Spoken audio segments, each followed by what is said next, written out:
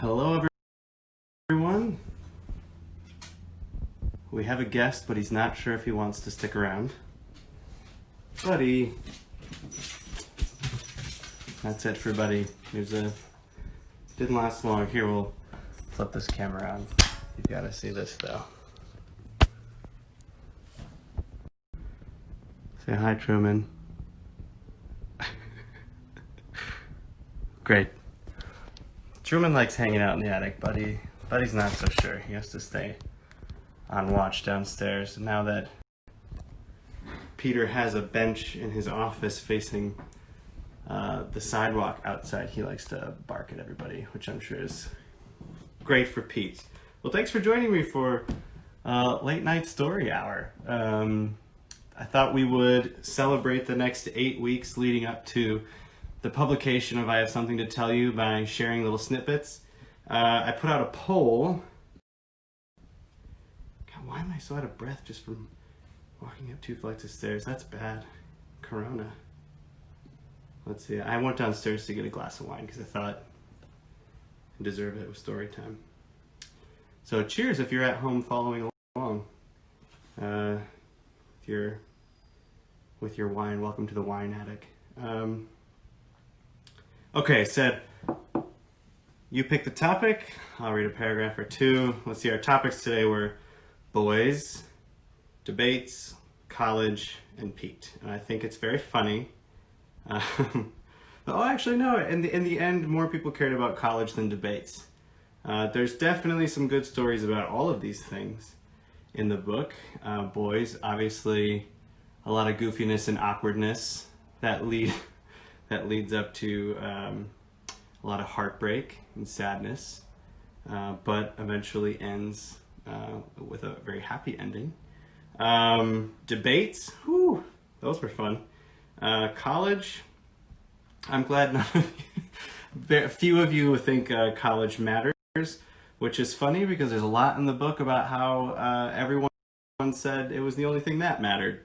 And of course, 46% of you want to know more about Pete. And I really appreciate some of your comments about how I spent the last year and a half talking about Pete, so why would I want to talk about him? Because I love him so much. But I think it is very funny that you're thinking of me in that way. And in one way, that is sort of what a lot of the book is about, sort of standing on my own 2 feet, having my own story. I see some people are asking, what book are you talking about?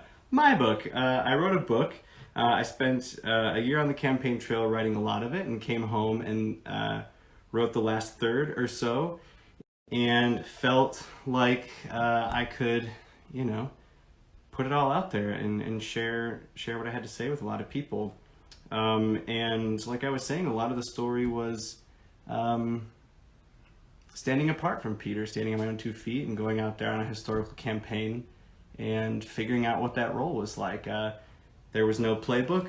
There was definitely not a lot of people to look up to who were specifically in this role, and that's there's a lot of that in the book. So, all right, you voted for Pete. So let's see if I can find the section in the book that I think I want to share with you. All right. I'm not following your comments as well tonight. It's nice to see so many of you. Again, I know we've taken some weeks off, some hiatus, but I also just came home off the campaign trail and wanted to jump right in and try to provide that space for people to, sort of unwind for 30 minutes in the middle of the day. And at the same time, I was spending 12 hours a day working on the book, which I hadn't announced for a little while. And I got really tired, so I've been taking some time, but I also want to make sure that we're focusing on how we're using our platform. So glad to be back with some of you this evening. I'm seeing a lot of familiar names scrolling up in the comments. So thanks for coming back. Thanks for spending the time. All right, let's see. Are you ready, Truman? Okay. All right.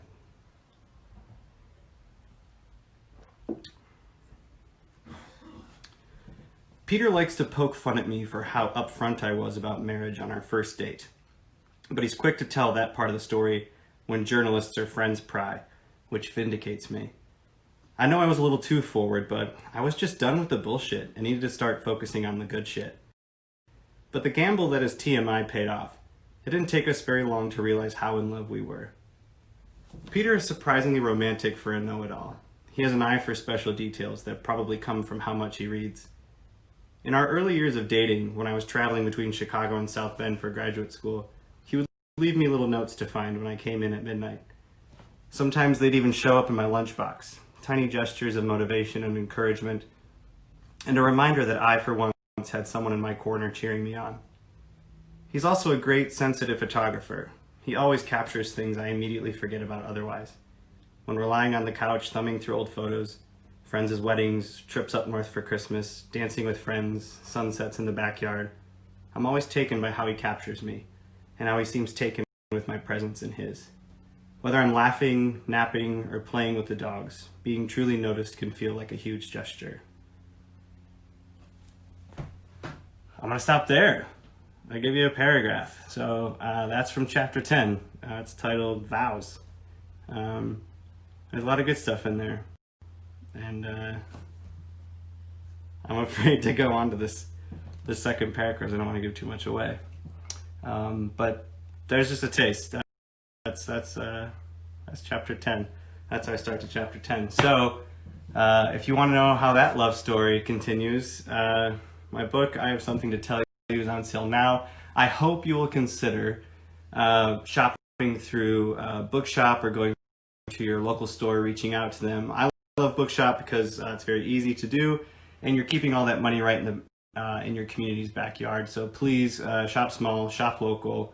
There are links in my bio here that will take you to one of those links, and I really appreciate you taking the time. We're going to do this every Tuesday up until September 1st, little Book Talk Tuesday.